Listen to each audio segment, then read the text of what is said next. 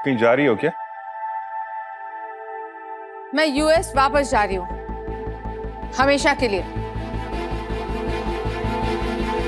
Really? जिस घर में मेरी कोई इज्जत नहीं, उस घर में रहने का मतलब ही क्या? Thank you so much doctor माया।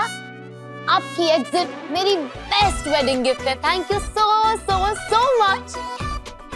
अब पापा आप जाकर इन्हें ड्रॉप कर दीजिए ना, कहीं इनकी फ्लाइट मिस ना हो जाए। अगर शादी तक रुक जाती तो अच्छा रहता है। किसके लिए रुकूं? हाँ, इसके लिए जो मेरी जाने की बात सुनकर नाच रही है। अभी तक तो नाच नहीं रही थी, but you know what, good idea, thank you.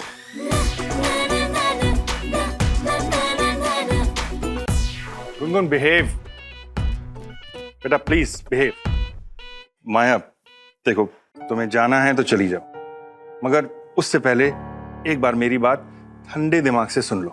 No thanks, मैं ऑलरेडी इतना सुन चुकी हूँ ना कि मेरा पेशेंस लेवल खत्म हो चुका है। बाय।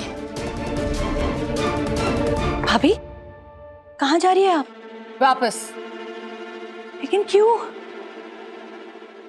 हमसे कोई गलती हो गई क्या?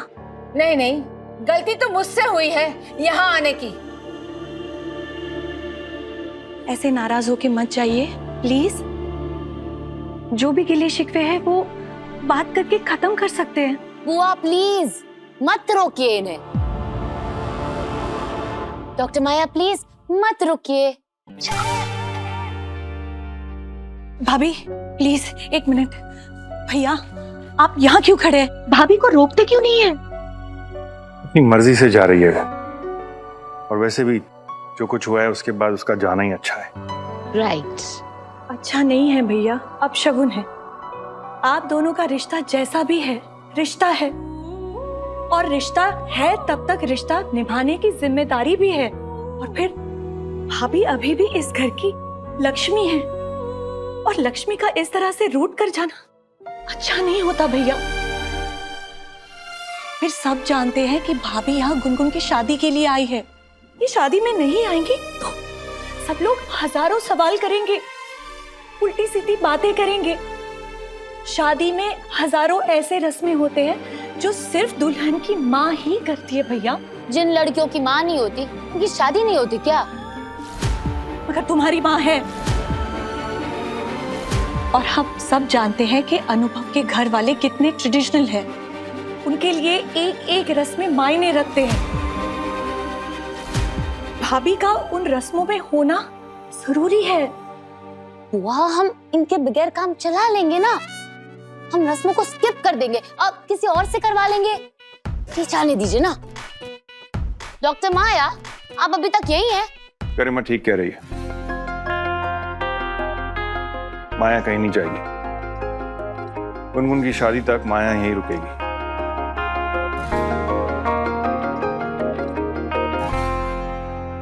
तुम मुझे ऑर्डर दे रहे हो? ऑर्डर समझो या रिक्वेस्ट, पर गुनगुन की शादी तक तुम यहीं रुकोगी, एंड दैट्स फाइनल। क्यों? क्योंकि शादी में तुम्हारी जरूरत है माया। मैं नहीं चाहता कि कुलश्रेष्ठास के मन में हमारी फैमिली को लेके कोई डाउट आए। You're amazing! कितनी बेशर्मी से तुम मुझे ये कह के रोक रहे हो कि मेरी शादी में जरूरत है। माया मैं सिर्फ सच बोल रहा हूँ। देखो हमारी जिंदगी में ना सही पर शादी में तुम्हारी जरूरत है। लेकिन मुझे ना किसी की जरूरत नहीं है, इसलिए मैं जा रही हूँ। इसमें कौन सी नई बात है? जिम्मेदारियों से भागना इनकी पुरानी आदत है। गुनगुन चुप कर। भाभी आप यहाँ दूरियां मिटाने आई थी ना, प्लीज ऐसे दूरियां बढ़ाकर मत जाइए। हमारे लिए ना सही तो अपनी बेटी के लिए तो रुक जाइए प्लीज। आप चाहती है कि शादी के बाद गुनगुन को जिंदगी भर ये सुनना पड़े कि उसकी माँ उसकी शादी में नहीं आई। गुनगुन को आशीर्वाद दिए बिना प्लीज मत जाइए। मैं आपसे वादा करती हूँ, आप जो कहेंगी वही होगा, आप जो चाहेंगी वैसे ही होगा। बुआ प्लीज, आप इस औरत के सामने बैठ क्यों कर रही हो? क्योंकि ये तुम्हारी माँ है और मेरी भाभी है। रिश्तों में खटास जरूर आई है, लेकिन रिश्ते अभी टूटे नहीं हैं। भाभी प्लीज मान जाइए।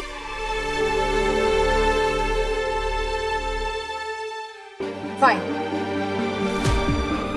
गुनगुन को मेरी कदर नहीं है, लेकिन I really do care for her. और तुम्हारे इज्जत और दुनिया के तानों से बचाने के लिए मैं यहां शादी तक रुकने के लिए तैयार हूं। लेकिन मेरी 2 शर्तें हैं। सो टिपिकल माया भटनागर, हर चीज में अपना फायदा देखती है, रिश्तों में भी। कैसी शर्तें? गुनगुन को मुझसे माफी मांगनी पड़ेगी। In your dreams. और दूसरी शर्त,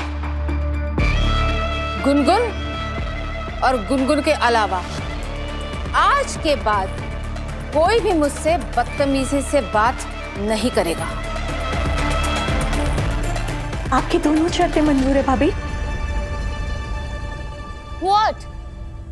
मैं इनसे माफी नहीं मांगने वाली हूँ। पापा ने खुद कहा था कि I'm right। मेरी कोई गलती ही नहीं है, तो मैं इनसे माफी क्यों मांगू? इनफैक्ट इन्हें माफी मांगनी चाहिए फॉर हर बिहेवियर।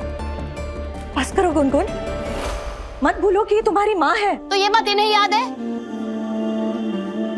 बेटा देख, माफी मांगने से तू छोटी नहीं हो जाएगी, पर हाँ, अगर अपनी जिद पे अड़ी रही तो तुम में और तुम्हारी माँ में फर्क क्या होगा? No difference.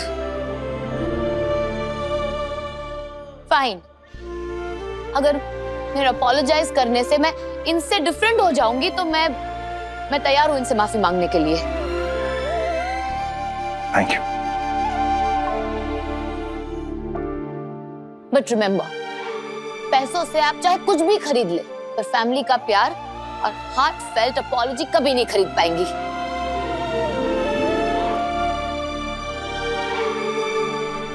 सॉरी।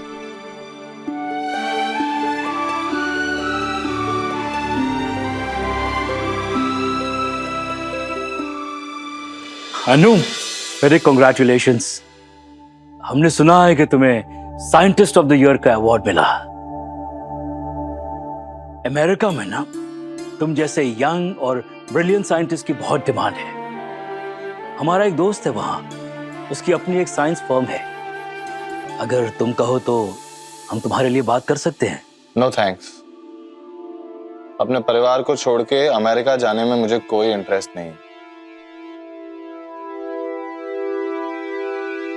बट बेटे, कुछ पाने के लिए कुछ खोना तो पड़ता ही है। मैंने एमबीए नहीं किया, लेकिन इतना जरूर समझता हूं कि रिश्ते खोकर कामयाबी पाना इस दुनिया का सबसे घाटे का सौदा है। अब इंडिया में कब तक है? कब तक रुकने का इरादा है? हमने अभी कुछ डिसाइड नहीं किया है। तुम्हारी पत्नी और बेटी भी साथ में आए हैं। अरे बड़े भैया, बातें तो होती रहेंगी। हाँ, इन बातों के साथ साथ अगर सरगम भाभी के हाथों की बनी हुई चाय मिल जाए, मजा आ जाएगा। सरगम भाभी, आपके हाथों की बनी हुई चाय का स्वाद हम आज तक नहीं भूले हैं। हम भी कुछ नहीं भूले, कुछ नहीं।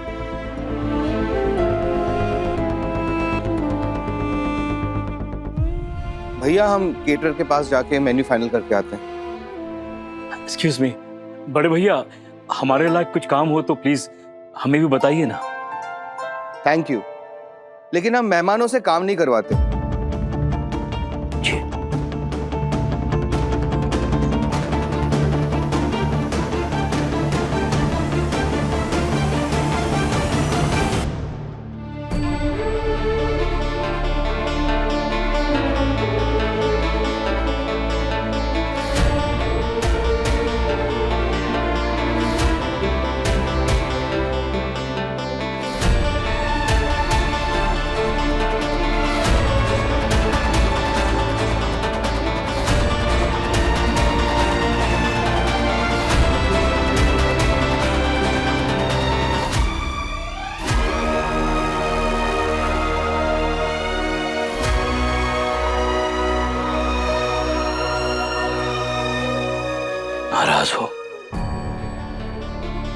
इतनी नाराज होकर बात तक नहीं करोगी हमसे? क्या बात करनी? बात अधूरी तुम छोड़ के गए थे प्रत्युष, हम नहीं। क्या बात करनी है तुम्हें? बातें नहीं, बस शिकायतें हैं। और शिकायत भी क्यों? शिकायत तो अपनों से की जाती है, अजनबियों से नहीं। कोई बातें नहीं, कोई शिकायतें नहीं प्रत्युष। बस एक ही सवाल पूछना चाहते हम, तुम यहाँ क्यों आए हो? गोली, वो इतने सालों से हम अपने दिल पर एक बोझ लेकर। वो बोझ यहाँ उतारने की जरूरत नहीं है प्रत्युष। हम अपनी जिंदगी में बहुत खुश हैं, और जो तुमने इतना बड़ा, इतना महंगा सबक जो सिखाया ना, उसके लिए एहसानमंद है। और हम शर्मिंदा हैं। क्या कुछ नहीं किया हमारे लिए तुमने? हमारी बीमार माँ का कितना ख्याल रखा तुमने। हमारे विदेश जाने के सपने को पूरा करने के लिए तुमने अपने गहने तक बेच दिए। हर बात का एहसास है हमें।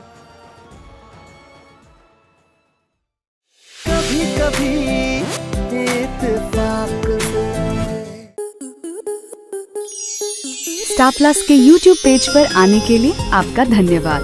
अपने फेवरेट शोज देखने के लिए subscribe to star plus YouTube page and hit the bell icon.